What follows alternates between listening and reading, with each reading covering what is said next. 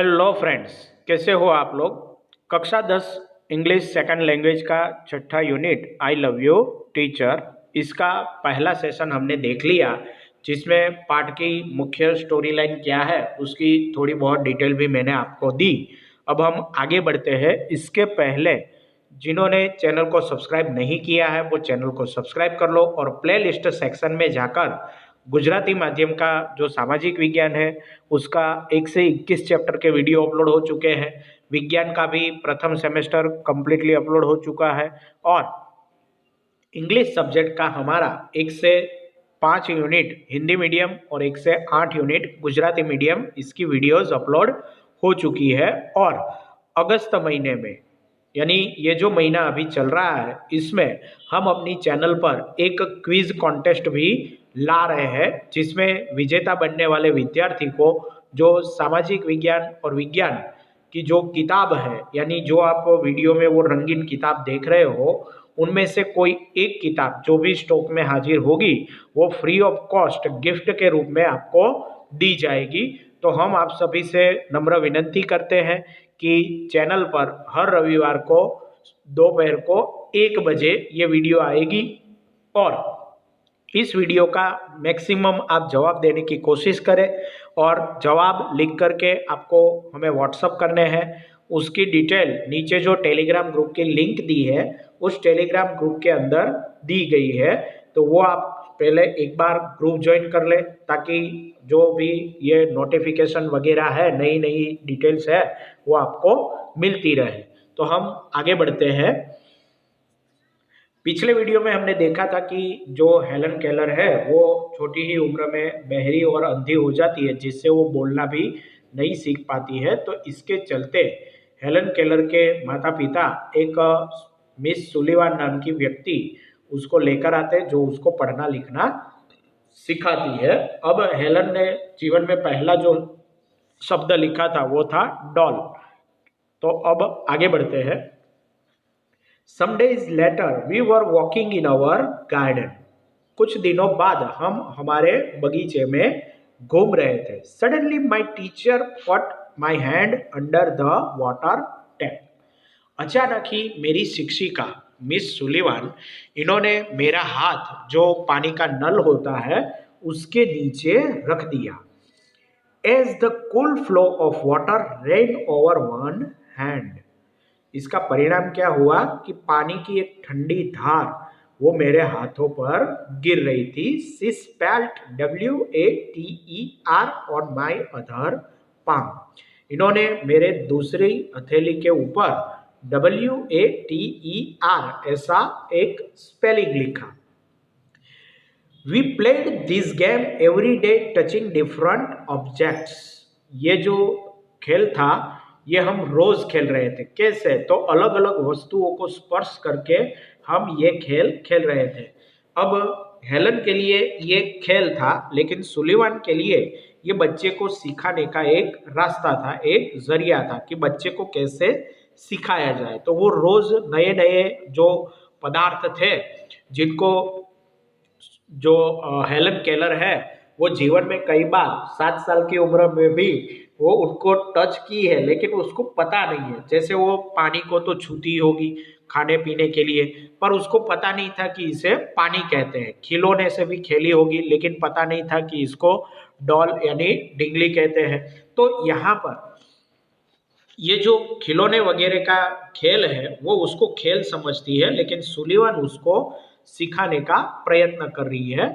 It awakened my soul. ये जो खेल था इसने मेरी आत्मा को जगा दिया।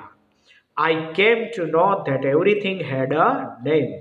मुझे बाद में पता चला कि प्रत्येक वस्तु को एक नाम होता है, उसका मुझे अंदाजा हुआ, पता चला। Now each name gave birth to a new thought. और प्रत्येक नया नाम जो है वो मेरे अंदर एक नए विचार को ही जन्म देता है। जैसे मैं अभी आप कहूँ कि हिमालय की पहाड़ियों के बारे में सोचो तो उसकी चोटी पर सफ़ेद सफ़ेद बर्फ जमी है, नीचे तलहटी में देखते हो तो हरे भरे जंगल दिख रहे हैं, राइट। तो आपके दिमाग में उसकी एक कल्पना बनने लगती है, ठीक है। तो किन्होंने ऐसा, कितने लोगों ने ये महसूस किया पहाड़ी, उसके ऊपर बर्फ, नीचे हरे भरे जंगल, बहती हुई नदी।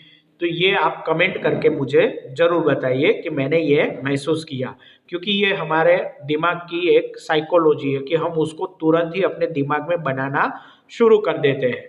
तो यहाँ भी उसके साथ ऐसा ही हुआ कि कुछ नया उसको रोज जानने को मिल रहा था, तो दिमाग में नए नए विचार भी जन्म ले रहे थे।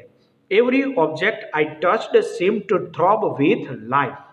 मैं जिन जिन वस्तुओं को स्पर्श कर रही थी वो मुझे जीवंत लग रही थी। थ्रॉब विथ लाइफ मतलब उसमें जीवन का अंश होना, वो जीवंत होना।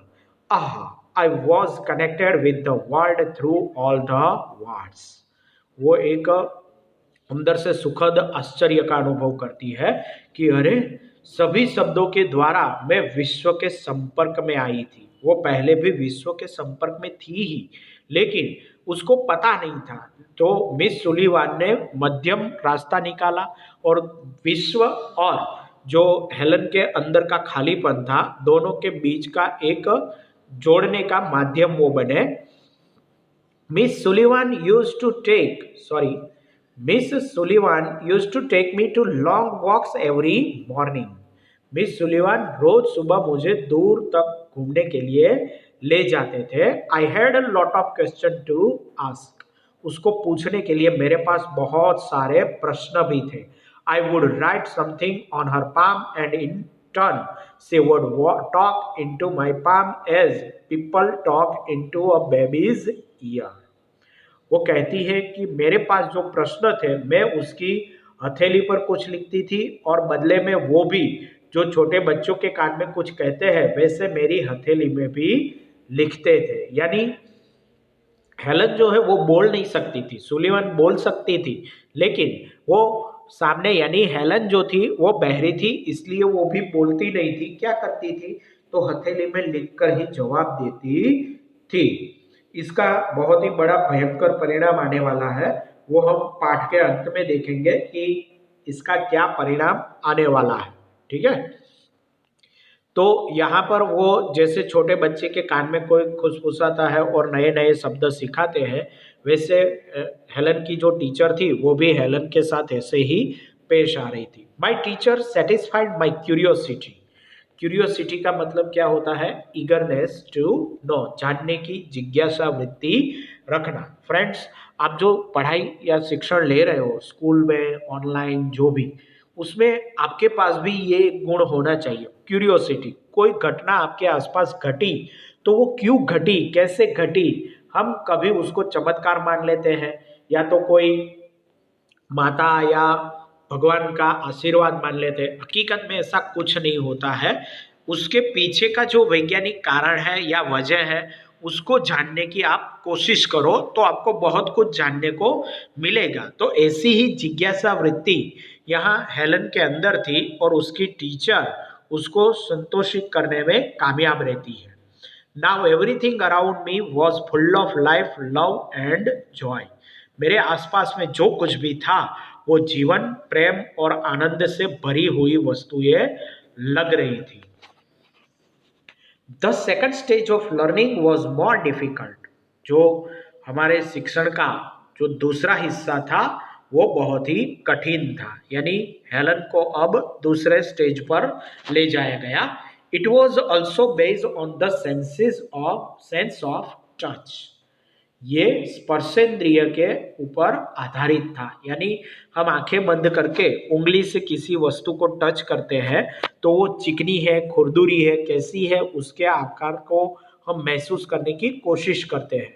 अब फ्रेंड्स, अभी आप ये कोशिश करोगे तो 100 में से 60% आप सही रहोगे, 40% आप गलत हो जाओगे। लेकिन बार बार आप इसकी प्रैक्टिस करोगे तो आपको भी इसका मुहावरा होगा और इसके चलते आप भी इसमें माहिर हो जाओगे। पहले दिन आंखें बंद करके आप कोई नुकीली चीज को टच करोगे तो आप डेफिनेटली अपने आप को हर्ट करोगे, लेकिन कुछ दिनों की प्रैक्टिस के बाद आप वो नुकीली चीज को आराम से टच कर पाओगे और आपको कोई नुकसान भी होगा नहीं।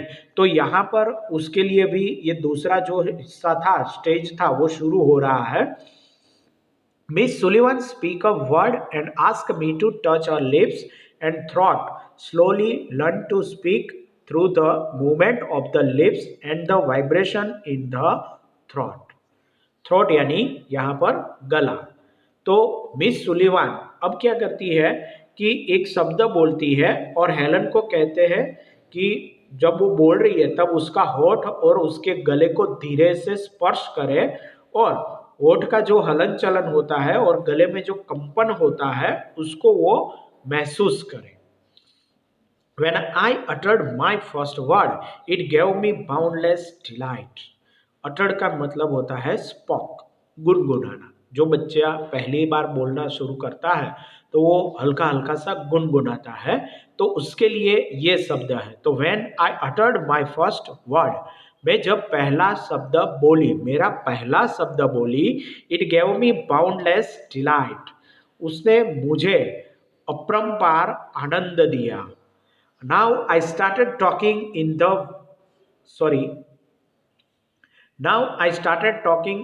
with my toys. ये कहती है कि अब मैं अपने खिलौनों के साथ बातचीत कर रही थी।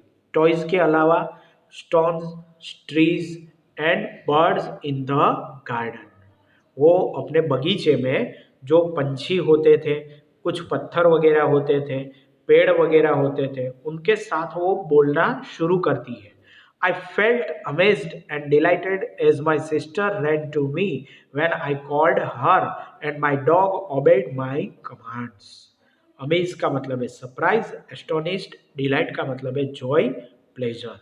तो वो कहती है कि मुझे एक आश्चर्य होता था और आनंद भी मिलता था कि जब मैं अपनी बहन को बुलाती थी और वो दौड़कर मेरे पास आती थी और मेरा कुत्ता भी मेरी जो सूचनाएं थी उसका पालन करता था। ओबे यानी फॉलो कमांड्स, कोई सूचनाएं दी जाती है तो उसका पालन करना, तो वो खुश हो जाती है क्योंकि उन्होंने अपने जीवन में अभी तक ऐसा कुछ भी महसूस नहीं किया था, इसलिए उनको ये बातें जो है वो आनंददायक लगती है। I was able to speak, मैं अब बोलने लायक हो गई थी, मतलब मैं अब बोल सकती थी। It was a miracle, miracle यानी अ वेरी अमेजिंग इवेंट, यानी हमारी भाषा में एक चमत्कार। When I studied seriously, it seemed more like play than work. मैं गंभीरतापूर्वक जब अभ्यास कर रही थी तो मुझे भी ये अच्छा लगा। Whenever anything delighted or interested me, Miss Sullivan would talk about that as if she were a little girl herself. जब मैं सीख रही थी तब मुझे ये काम खेलने जैसा लग रहा था और जब जब भी मुझे आनंद हो या रुचि आए ऐसी कोई बात होती थी तब मिस सुलिवान वो खुद जैसे एक छोटी सी बच्ची होती है वैसे उसके बारे में बातचीत कर रही थी। जैसे हम कोई छोटे बच्चे के साथ खेल रहे हैं तो हम उसकी उम्र के ही हो जाते हैं, उसकी भाषा में हम बोलने लगते हैं, मतलब तोतली भाषा में हम बोलने लगते हैं वगैरह वगैरह। तो यहाँ भी मिस सुलिवान ऐसा ही कर रही थी। She taught subject like science by making it so interesting that I remembered everything. इन्होंने विज्ञान जैसे विषय को भी इतना रुचिमय बनाकर सिखाया कि मुझे उसका सिखाया हुआ सब कुछ याद रहने लगा था। यानी अब वो एक लेवल को पार कर चुकी है, बोलना अब वो सीख चुकी है, लेकिन अभी भी इतना क्लियर वो बोल पा नहीं रही है। तो आगे देखते हैं क्या होता है, क्या वो कंप्लीट बोलना सीख पाती है, उसकी पढ़ाई कैसी चलती है वगैरह वगैरह। तो वो जानने के लिए आपको हमारी चैनल को सब्सक्राइब करना पड़ेगा और बेल आइकन को प्रेस करके ऑल नोटिफिकेशन अनेबल करना पड़ेगा, जिससे आने वाले वीडियो के नोटिफिकेशन आपको मिलती रहे। और मित्रों, जो वीडियो है उसको लाइक और शेयर करना ना भूलें।